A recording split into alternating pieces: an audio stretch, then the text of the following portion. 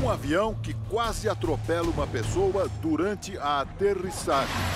Nossa, mano! Ou que é obrigado a fazer pouso forçado. Um urso que surge do nada. E a pilastra no mar que vira a única chance para um homem desesperado. Prepare-se, porque chegou a hora do... Eu quase morri, cara.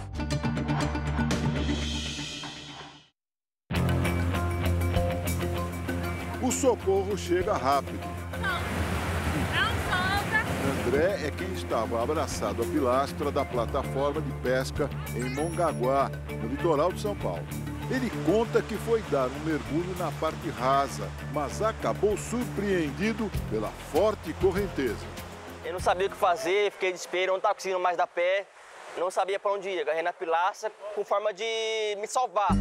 Durante o resgate, a salva-vidas diz o que ele precisa fazer.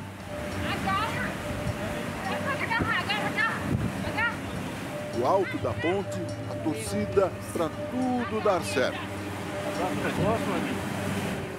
A correnteza era tão forte que é possível ver a salva-vidas nadando, mas sem sair do lugar. André solta de vez a boia e se agarra ainda mais na estrutura de concreto. No primeiro momento, ele não obedeceu a ordem que era segurar na boia, né? Então, foi a dificuldade, porque eu acabei passando do local onde ele estava e tive que voltar para tentar oferecer de novo o flutuador para ele. A salva-vidas vence a correnteza e chega até o André.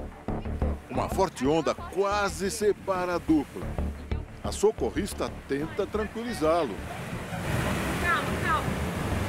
A situação parece se complicar. É quando entra em cena o salva-vidas Jorge, colega de Ainoan. Ele chega com o jet ski e convence André a aceitar a boia. Mas o cara tá mandando, segura a bola e se afasta. A gente tenta sinalizar com a placa de perigo, mas mesmo assim, muitos banhistas ignoram aonde ocorria a maioria dos afogamentos, justamente os locais sinalizados. Eu acredito que ele tenha ficado uns 7 minutos lá. E na hora parece que é uma eternidade, né? São horrível, cara. É pouco tempo, mas parece que foi uma semana, um ano. Você fica preso aqui, não sabe o que foi, sabe? Você fica em choque, cara. Os socorristas finalmente conseguem retirar André do local. A pilastra aqui da plataforma de Mongaguá, ela tem muito marisco, né? Muitas cracas. Então a gente acabou se ferindo um pouco. Eu e ele, né? Eu quase morri, cara. Mas isso não aconteceu porque a Maiara, que trabalha no pontão, viu o desespero do André e chamou o salva-vidas. Ele começou a pedir socorro, socorro, socorro. Tentamos jogar uma corda, mas não deu certo.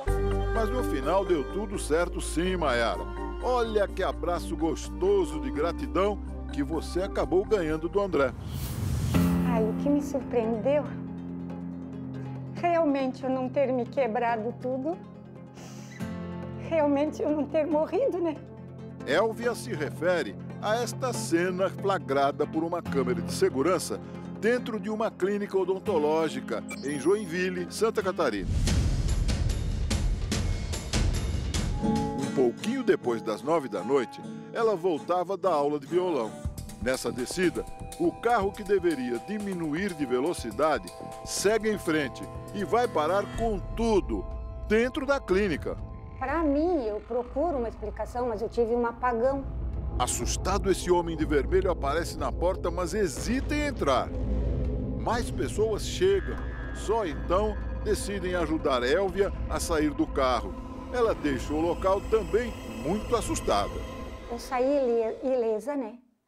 Nem um hematoma, nem um arranhão. Wagner, dono da clínica, foi até lá quando soube do acidente. O carro da Elvia destruiu a recepção, um banheiro e 2 consultórios. Quando a gente chega aqui, a gente se depara com uma cena de guerra. Um míssil tinha atingido a clínica. Ele já calculou as perdas e acionou o seguro. Eu acredito que passe aí dos 60 mil reais. Apesar do prejuízo e do susto, Wagner se mostra aliviado. Se tivesse sido num horário comercial, isso poderia ter causado uma tragédia assim incalculável, aí com vidas, né? Agora, uma imagem impressionante. Os ventos de 160 km por hora de um tornado tiraram esse carro do chão. Ele passava por uma rodovia na Flórida, Estados Unidos. O veículo literalmente decolou da pista. O motorista Zack viveu momentos de terror. Quando o carro começou a capotar, eu me lembro como um flash de ver o airbag disparar e o vidro quebrar. Só estavam ele e o cão dentro do carro. A tempestade, obviamente, teve muita força. E eu tenho sorte. Meu cachorro tem sorte. Tivemos sorte de sair ilesos. Um diretor de escola da Virgínia Ocidental, nos Estados Unidos, quase morreu de susto. Ele deu de cara com um urso que estava dentro de uma lixeira.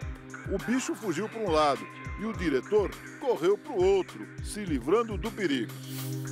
Na cidade do Panamá, capital do país, um avião monomotor fez um pouso forçado numa avenida. 4 pessoas estavam a bordo, o piloto, o copiloto e mais 2 agentes de saúde. As passageiras entraram em pânico.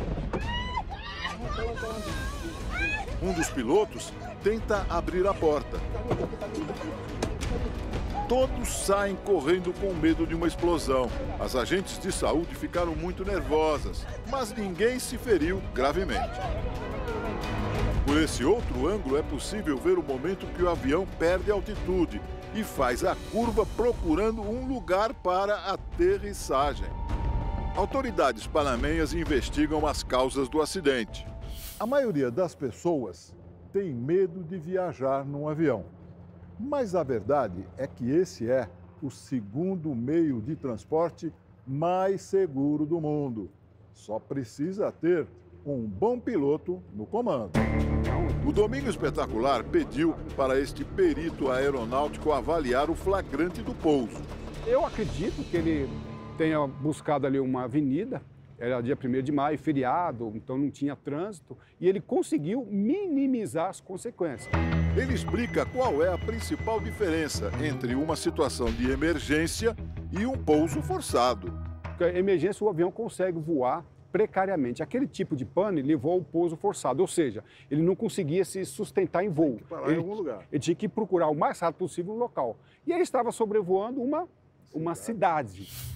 Olha essa imagem. Um avião prestes a pousar passa pertinho da cabeça de uma pessoa antes de tocar o solo. O flagrante foi registrado em Ribeirão Preto, interior de São Paulo. Os pilotos se preparavam para o pouso normalmente quando um homem mexendo no celular simplesmente cruza o caminho na cabeceira da pista. Quem registrou ficou bem assustado. Nossa, mano! Por pouco, muito pouco mesmo, uma tragédia não acontece. Daniel, o perito em aviação, também avaliou a conduta do piloto brasileiro. Talvez naquela situação ele não teve nem tempo nem espaço para evitar. Ele prosseguiu para o pouso e a sorte evitou o mal maior. Nada como um piloto experiente num dia de sorte. E um distraído também sortudo.